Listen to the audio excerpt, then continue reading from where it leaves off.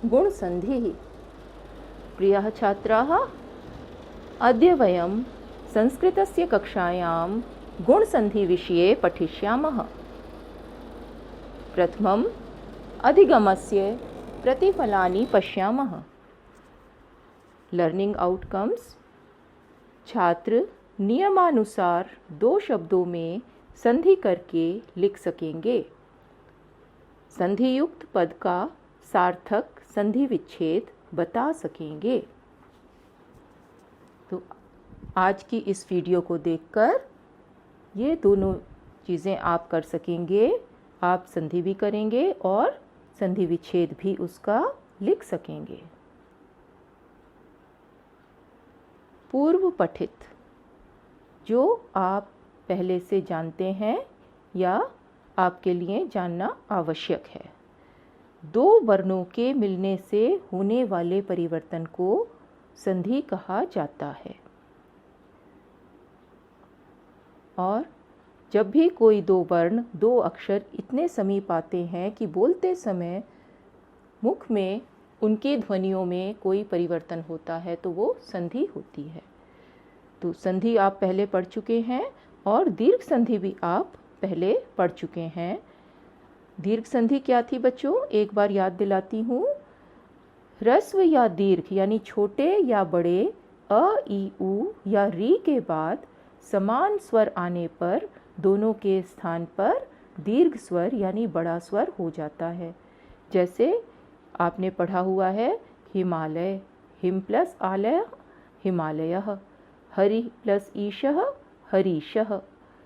तो ये दीर्घ संधि आप पहले पढ़ चुके हैं। तो आज हम गुण संधि पढ़ेंगे और गुण संधि का नियम देखते हैं। 2 शब्दों में जब प्रथम शब्द के अंत में अ या आ आए और द्वितीय शब्द के प्रारंभ में या द्वितीय पद के प्रारंभ में ह्रस्व या दीर्घ, छोटा या बड़ा ई, उ, रे या रे आए तो इस प्रकार परिवर्तन होता है।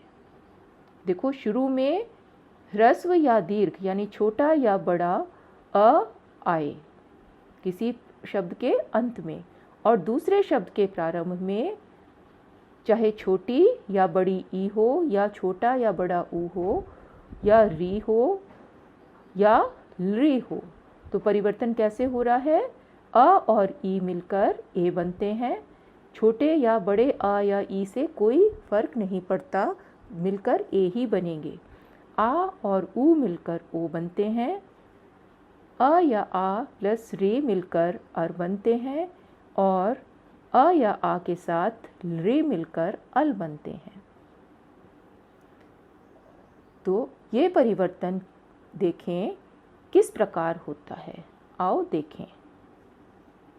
देखो, पहला उदाहरण है रमा प्लस ईश।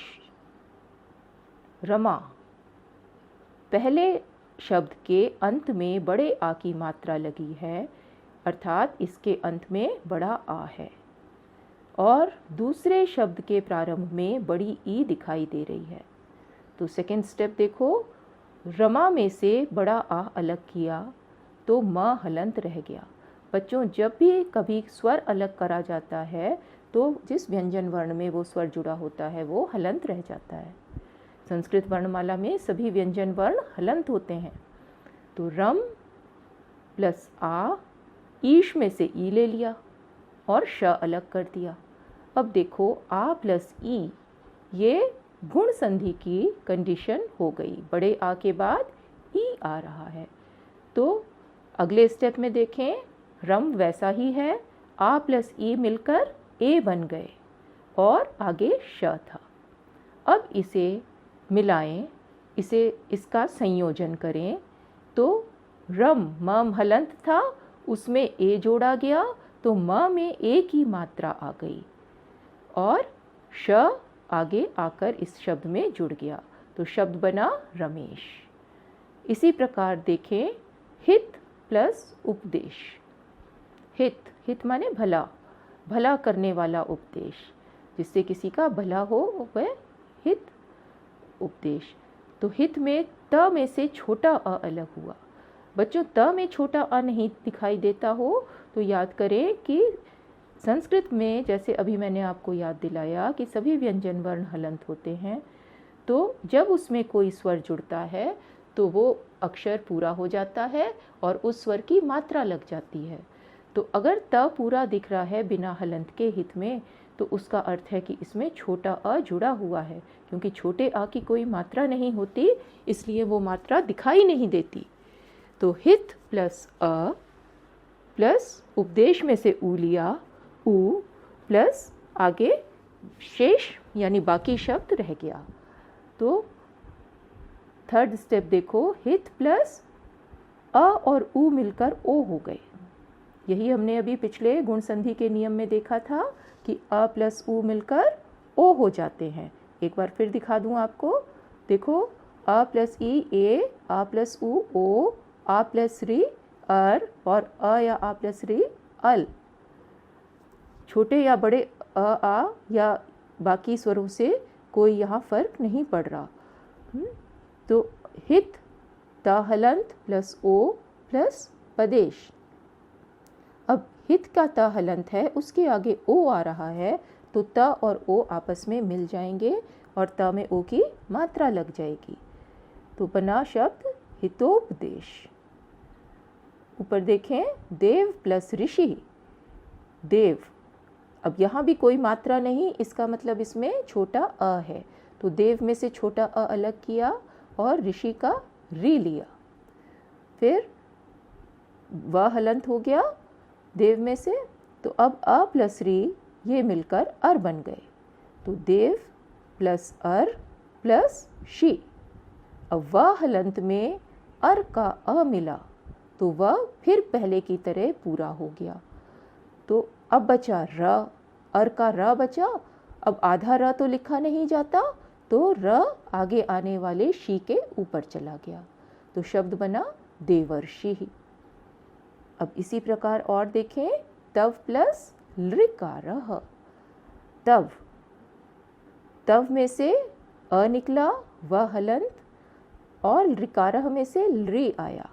अ और लृ मिलकर अल बने और फिर इसे ज्वाइन करें। तव के हलंत व में अ मिलेगा और व पूरा हो जाएगा, और ल क्योंकि हलंत है, आगे कोई स्वर नहीं है, तो ल आधा लिखा जाएगा, तवलकार। आओ गुण संधि के कुछ और उदाहरण देखें। महा प्लस ईशः महेशः। आगे दिए गए हैं कि पहले पद का अंतिम स्वर और दूसरे पद का शुरू वाला यानी प्रारंभ का स्वर।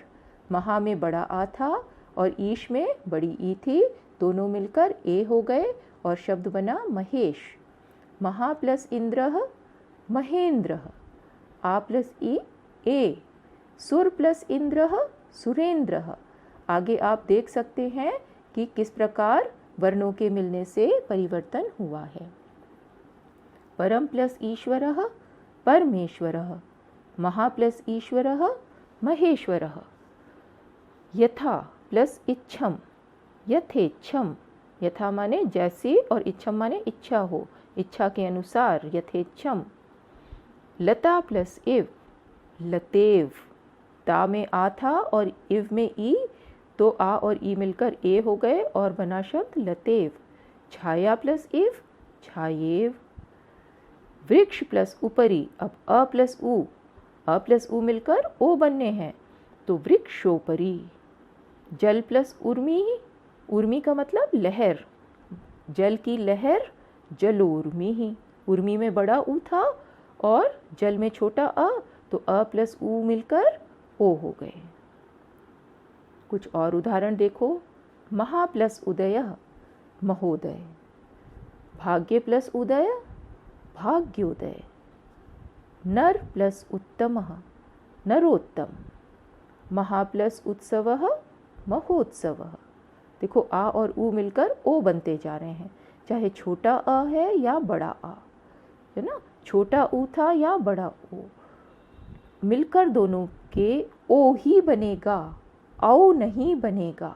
ये ध्यान रखना, ऐसा ना हो कि बड़े आ और बड़े ऊ को देखकर औ बना दिया जाए, ऐसा नहीं होगा। दोनों को मिलने से ओ ही बनेगा। राज प्लस ऋषि, राजर्षि। ये राजा प्लस ऋषि भी हो सकता था तो भी राजर्षि ही शब्द बनता। महा प्लस ऋषि, महर्षि। इसमें बहुत गलतियां होती हैं, अक्सर बच्चे महर्षि लिख कर आते हैं, तो ऐसा नहीं है, ये महर्षि, क्योंकि अ या आ कोई भी मिले री के साथ तो अर ही बनता है। वसंत प्लस ऋतु, वसंत ऋतु। वर्षा प्लस ऋतु, देखो वसंत में आ की मात्रा नहीं थी, लेकिन वर्षा में आ की मात्रा है। ऋतु का मतलब मौसम, वसंत का मौसम वसंत ऋतु, वर्षा ऋतु, वर्षा का मौसम तो क्या बना, वर्ष ऋतु। तव प्लस ऋकारः, तवलकारः। तो इस तरह से ये गुण संधि हो रही है इन शब्दों में।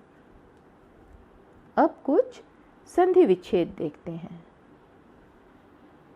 देखो बच्चों, संधि विच्छेद करते समय जो शब्द दिया है उसमें से आपको दो शब्द अलग करने हैं। तो दोनों शब्दों को अलग करते समय ये ध्यान रहे कि दोनों शब्द सार्थक हों, उनका कुछ अर्थ निकलता हो। देवेशः, देव प्लस ईशः। ये आपको अपने, जैसे आपने अब तक भाषा में पढ़े हैं उस प्रकार करने हैं कि दोनों शब्द आपके पहचाने हुए हों, दोनों शब्दों का कुछ ना कुछ अर्थ निकलता हो और उनमें सही मात्राएं लगी हों। ठीक है, तो यहाँ ये थोड़ा सा यहाँ कॉमन सेंस से ध्यान रखना है। वीरेंद्रः, वीर प्लस इंद्रः। अब यहाँ अगर वीरा प्लस इंद्रः होता तो भी वीरेंद्र ही शब्द बनना था, लेकिन वीरा कोई शब्द नहीं बनता, तो वीर प्लस इंद्रः। इसी प्रकार इंद्र में छोटी ई होती है, बड़ी ई नहीं होती, ईश में बड़ी ई होती है, तो इन शब्दों का आपको ध्यान ही रखना होगा। वनोत्सवः, वन प्लस उत्सवः। गंगोदकम, गंगा प्लस उदकम, उदक माने जल। सप्तर्षिः, सप्त प्लस ऋषिः। नरोत्तमः, नर प्लस उत्तमः। भारतेन्दुः, भारत प्लस इंदु, इंदु माने चंद्रमा। लोकोक्ति, लोक प्लस उक्ति, उक्ति का अर्थ होता है कहावत, लोक माने संसार में प्रचलित कहावत, लोकोक्ति। हर्षोल्लासः, हर्ष प्लस उल्लासः। ब्रह्मर्षि, ब्रह्म प्लस ऋषि। तो इन उदाहरणों से जो आपको संधियों के और संधि विच्छेदों के बताए हैं, तो इनको इस प्रकार देखें कि आप अच्छे से संधि विच्छेद भी कर सकें और संधि भी कर सकें। संधि करके लिखना है और संधि विच्छेद भी सही सही करने हैं, सार्थक करने हैं। तो इन शब्दों की पहचान रखें कि सप्त में सप्त शब्द होता है, सप्ता नहीं होता। फिर हर्ष शब्द है, हर्षा नहीं है। तो इस तरह से उत्सव, उदक, इंद्र, ईश, इन शब्दों की मात्राओं को ध्यान रखें, जिस प्रकार ये संधि विच्छेद हो सकेंगे। तो बच्चों, आज के लिए हमने जो लर्निंग आउटकम्स पहले निर्धारित किए थे तो वो हमारे पूरे हुए। अब आप इस वीडियो के अनुसार नियमों को समझकर दो शब्दों में संधि करके भी लिख सकेंगे और संधि युक्त पद का सार्थक संधि विच्छेद भी बता सकेंगे, लिख सकेंगे। ठीक है, तो आज का हमारा ये पाठ पूरा हुआ। धन्यवाद।